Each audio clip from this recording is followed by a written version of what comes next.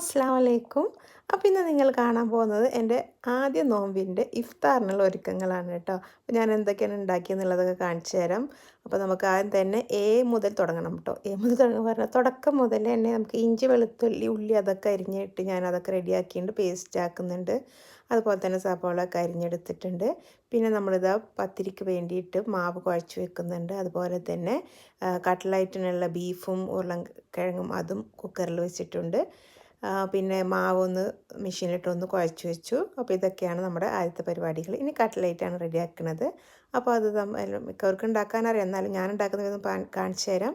ഞാൻ ആദ്യം ഓയിലൊഴിച്ച് അതിലേക്ക് ഉള്ളി ഇട്ടു. പിന്നെ ഇഞ്ചി, വെളുത്തുള്ളി പേസ്റ്റ്, പച്ചമുളക് ഇതെല്ലാം കൂടിയിട്ട് അതിൻ്റെ പച്ചമുളകൊക്കെ ഒന്ന് മാറി വരുമ്പോൾ നമ്മൾ മഞ്ഞൾപ്പൊടി, മുളകും പൊടി, മല്ലിപ്പൊടി, പിന്നെ ഗരം മസാല, അതുപോലെ തന്നെ കുരുമുളക് പൊടി ഇതെല്ലാം കൂടി ചേർക്കുക. അതുപോലെ തന്നെ നമ്മൾ പൊടിച്ച് വെച്ചിട്ടുള്ള ബീഫും കൂടി ചേർത്തിട്ട് മല്ലിയില, പുതിന ഇതെല്ലാം കൂടി ചേർക്കുക.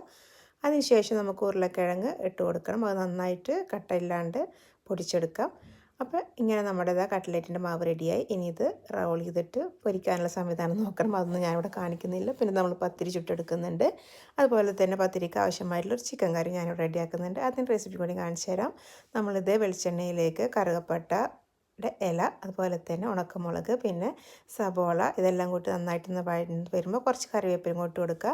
എന്നിട്ട് ഇഞ്ചി, വെളുത്തുള്ളി പേസ്റ്റ് ചേർത്തിട്ട് നന്നായിട്ട് മിക്സ് ചെയ്തതിന് ശേഷം നമ്മളിതിലേക്ക് കഴുകി വൃത്തിയാക്കി വെച്ചിട്ടുള്ള ചിക്കൻ ഇട്ട് കൊടുത്ത് നന്നായിട്ട് ഇളക്കി അതിന് കുറച്ച് നേരം ഒരു 2-3 മിനിറ്റ് ഒന്ന് വെയിറ്റ് ചെയ്തതിന് ശേഷം നമുക്ക് മസാലപ്പൊടികൾ ഇട്ട് കൊടുക്കാം.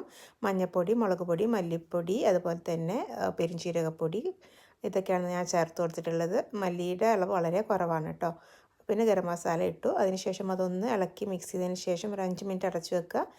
എന്നിട്ട് നമ്മൾ തക്കാളിയും അതുപോലെ തന്നെ ഉപ്പും പിന്നെ ആവശ്യത്തിനുള്ള വെള്ളവും ചേർത്തിട്ട് വേവുന്നത് വരെ വെയിറ്റ് ചെയ്യുക. അത്രയേ ഉള്ളൂ നമ്മുടെ ചിക്കൻ കറി.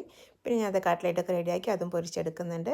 അതിനുശേഷം എന്തൊക്കെ സംഭവിച്ചെന്ന് എനിക്കറിയില്ല, പക്ഷേ സംഭവങ്ങൾ റെഡിയാക്കിയിട്ടുണ്ട്. സമൂസ, പൈനാപ്പിൾ ജ്യൂസ്, നാരങ്ങ വെള്ളം, ഫ്രൂട്ട്സ്, അതുപോലെ തന്നെ ബാക്കി ഇത്രയൊക്കെ തന്നെയാണ് ഞാനിവിടെ റെഡിയാക്കിയിട്ടുള്ളത്. പിന്നെ